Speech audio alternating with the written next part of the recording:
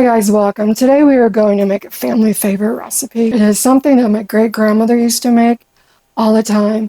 I don't have her original recipe, but this one that I found on the internet a few years ago is almost exactly the same, and I've been making it for about 3 years now, and it is wonderful. It's a green tomato chow chow. Don't get scared, don't run away. It is a perfect blend between sweet and tangy. It is wonderful on bean soup. You could use it in deviled eggs. You could use it on hot dogs. Anywhere you would use relish and want to take it to the next level, this is the recipe for you. So today I'm going to show you how to make the chow chow as well as deal with a canning blender. Yes, I had one, but it all survived. We are all good. I'd like to welcome you to my backyard Kentucky homestead. My name is Kim, and let's get started. So I have made a double batch. It is a Southern Chow Chow relish recipe. It is really, really delicious. I've made it several times now, several years in a row, and just absolutely we love it. So what I have here is a double batch because I had so many green tomatoes left. I have 4 cups of chopped green tomatoes, put everything through the food processor. So 4 cups of green tomatoes in each bowl, 4 cups of shredded cabbage in each bowl, 4 cups of green pepper in each bowl, and then 1 cup of onion in each bowl.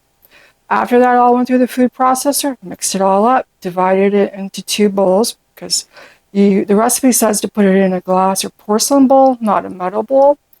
And I did not have one large enough for this. So separated it into 2 batches. What we had to do is put a half a cup of coarse salt in each of these bowls, mix it up, because what we want is to pull out as much of the liquid in the vegetable as we can. There's a lot that came out. So what we need to do at this point is go ahead and use a colander strainer, and we're going to dump this into that, then we're going to rinse it, and we'll do small batches at a time. Make sure we get as much of the salt off as we can, and then we're going to pop it into the bigger pan. So we're just going to put a little bit in at a time. Go ahead and put cold water on. And then we're going to just mix this around. Oops, got a big old pepper. Just going to break that up. Oh, it really does smell good. We're just going to go ahead and mix it around. Get as much of the salt rinsed off as we can. Should do it. I'm going to go ahead and pat it down to try to squeeze as much of the water out as I can. Okay, so while that one is, I'm going to let this one drain here just a little bit. And then I'm going to go ahead and get my other strainer and get another batch running through.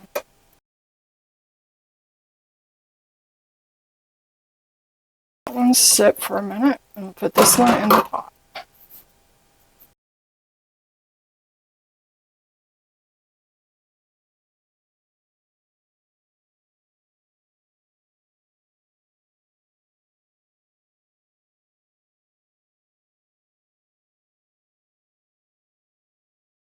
So it calls for mustard seed, celery seed, and turmeric, but we're not fans of turmeric, so we're going to use this Montreal steak seasoning. It has a variety of different flavorings. You can, with canning recipes, change up the spicing however you would like. I have 6 cups of organic cane sugar. To that, I'm going to add 1.5 teaspoons of the Montreal seasoning, this is a 1 or 1.5 teaspoon measure. So we'll just fill it to the top. Just a little extra.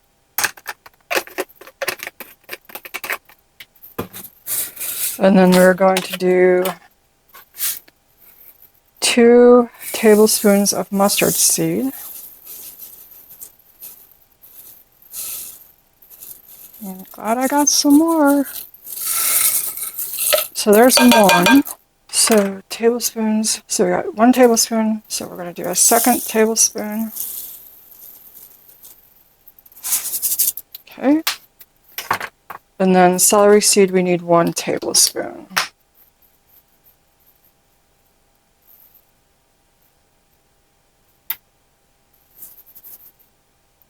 And we'll just mix this up.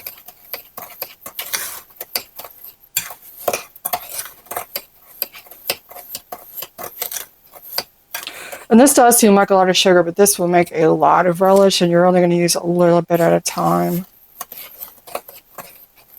Smells good. Smells good. Okay. Come back up here, and we're going to go ahead and pour all of this in. Go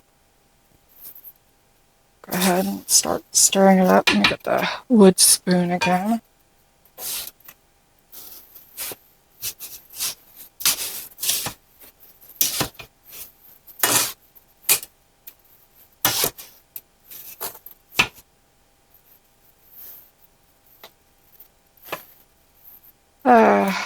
The less messy I try to be, the more messy I get.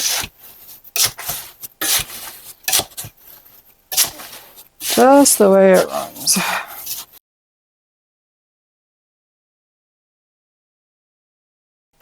Now to this we need to add 4 cups of white vinegar.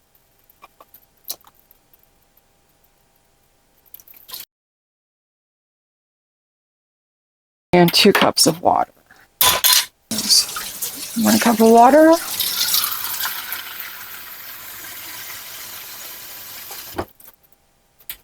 And 2. Okay, now we're just going to mix this up. We're going to heat it to boiling, and then we're going to boil it for 4 minutes.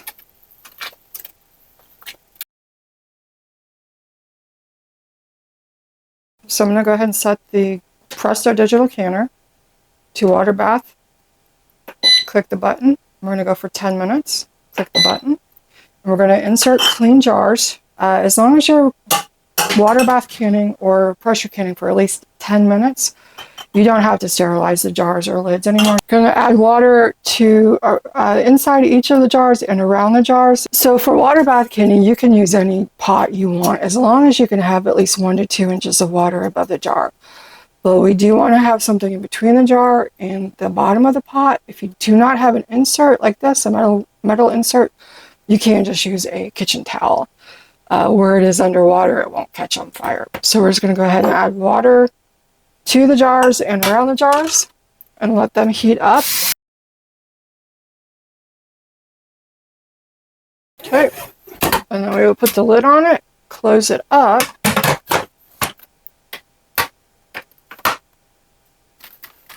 And then we will push the button to tell it to start warming. All right, so we have just come up to a boil. We're just about at a boil. So we're going to go ahead and let this run at boiling for 4 minutes.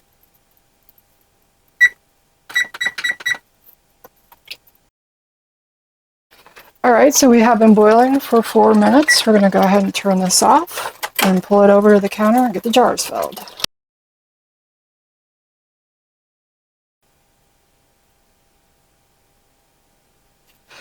So I need a 1/2 inch headspace, which is this middle one. So we'll put it on there, and then we want the contents to come to the bottom of that. We'll use the other end to debubble it to make sure that there's no air pockets in there. We have a ladle. We have a ladle. And we have a funnel. And then we have our lids and our rings. So we'll go ahead and just start putting some of this in the jars.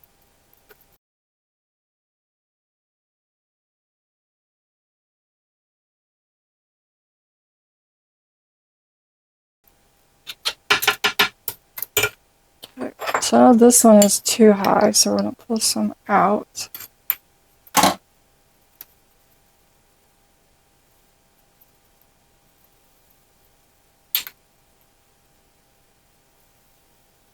Let's actually go ahead and debubble it first.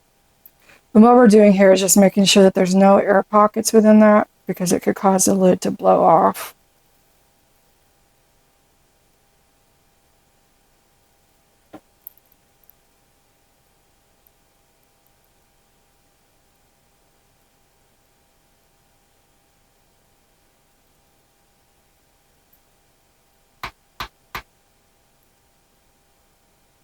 Okay, this should do it, as usual, and make a mess.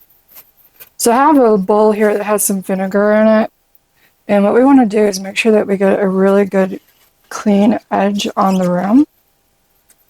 Because if there's any sugar, if you're doing anything with sugar or like meat, anything that has fat in it, any sugar or fat could cause this ring, the gasket, not to adhere. So then you will have a failed seal. And the vinegar is just really, really good at cutting through both the sugar and any fat.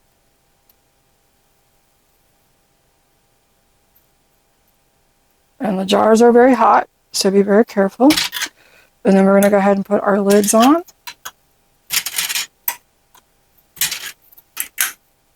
And then our rings. And if it doesn't go on right, go ahead and take it off and start over. Or if it doesn't feel like you've got enough turn to it, take it off. It can get cross-threaded and it makes a mess. And what we want to do is we want to go to fingertip tight.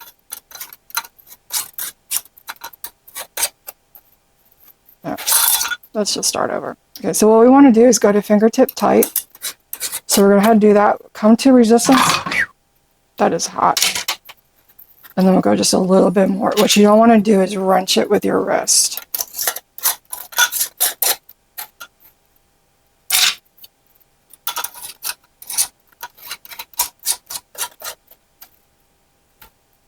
Okay, I'm going to get these in the canner, get the next set of jars.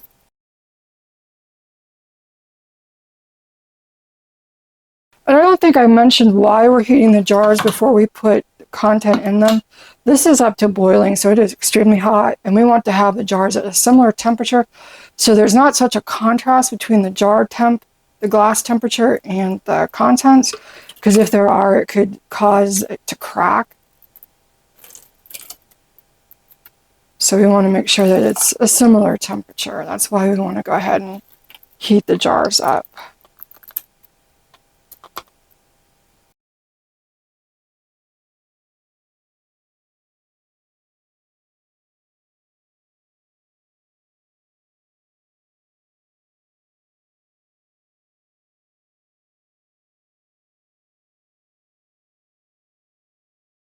So then we do have some more, so we will be doing a second batch. But for this one, we're going to go ahead and fill up with water, and then we will get processing.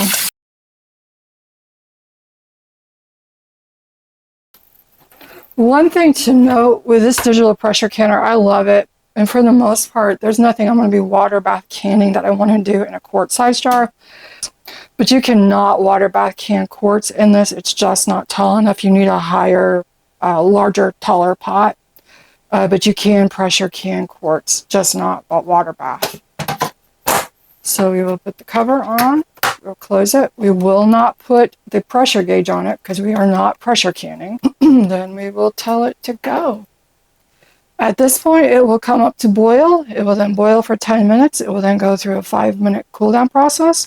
And then it'll tell us it's done and we can pull the jars out. So we can literally walk away now and not worry about it. So we'll be back shortly. Okay, so the canner has finished. We are finished. We are done. So we're going to head to open it. Always keep the lid between you and the steam. And then we're going to pull the jars out. It's very tempting to try to get the water off of the top, but don't. Keep it as level as possible. Otherwise, the contents might siphon. So it might be tempting to tip these so that the water comes off the top, but you don't want to do that because that can cause the contents to siphon out, and then the lid won't adhere to the jar.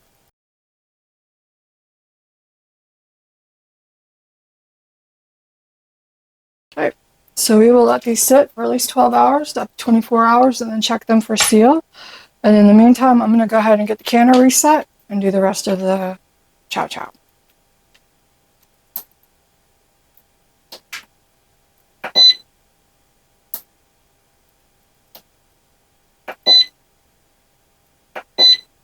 And again, because we don't want to have a huge temperature discrepancy between the water and the jars, I'm going to go ahead and take out a lot of this water and put some cool water in it before I put new jars in.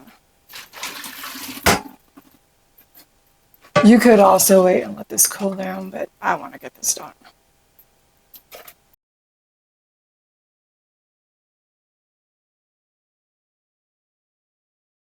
So I'm estimating that we're going to need 3 more jars. So I'm going to go ahead and put these in. And what I'm going to do is I'm going to tip it, grab some of the water from inside the pot.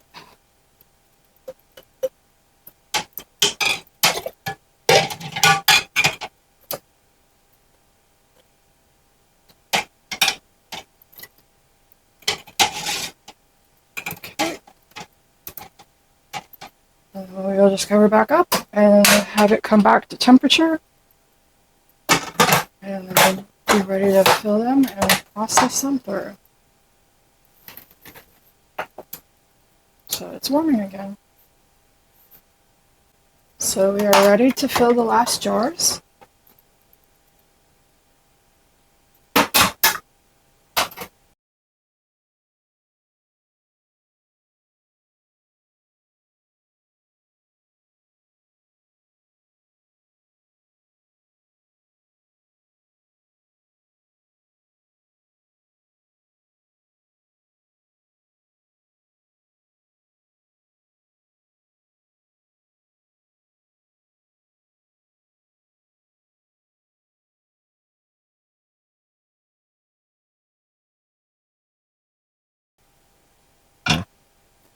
So that seriously could not have been any closer, or much closer.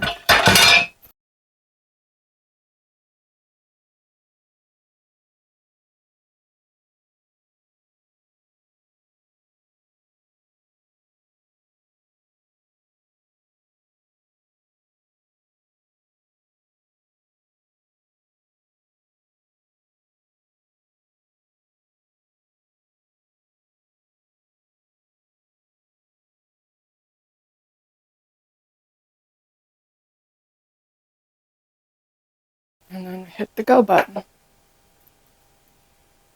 So looking at these, one has not sealed yet.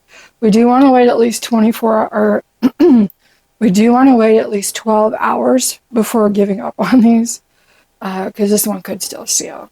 But 7 of them have already sealed. And you can tell the difference because right here in the center, there's a little dimple kind of thing that goes up. When they seal, the vacuum sucks them down towards the jar. These are all going down where this one is still up. So hopefully this one will seal. If not, we'll go ahead and put that in the fridge and use it if it doesn't seal. But we do have 7 already and 3 more in there. All right, we'll be back. So we are done again. Ah, I messed up. Alright, so I completely messed this one up. I didn't fill it with water. I'm going to go ahead and take these out. I got 3 new lids. I'm going to take these off. I do not want to reuse these. Because whenever you use a lid, you don't want to reuse it. And this has been through the process. So we will just take them off and use them for freeze-dried goods or just to store stuff temporarily in the refrigerator.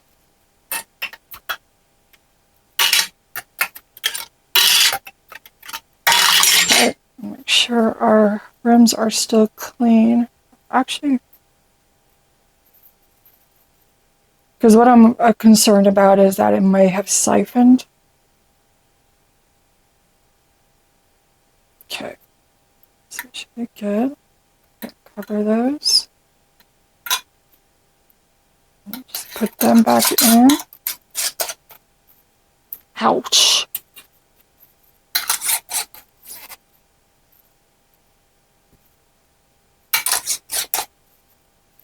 Okay. I'm going to put these back in the canner and start over. I'm going to go ahead and reset it because it has to go through the process for heating the jars.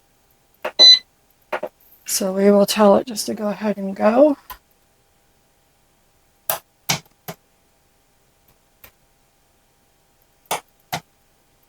I don't want the jars to cool off. So I'm going to go ahead and do this. When it says to fill the jars, I will then add the water up and around. I will fill. So once it says to fill the jars, at that point I will fill the container. I will fill the canner with water. So we have the filled jars message. So we will take the lid off. Since our jars are already filled, we will just go ahead and add more water. You get it right this time. What is it? We are gonna go, and it's gonna work this time. We'll be back. All right, so we processed it this time correctly. We'll go ahead and pull them out. And then again, we will let these sit for 12 to 24 hours. At 24 hours, they need to be sealed, or we need to put them in the refrigerator and just go ahead and use them.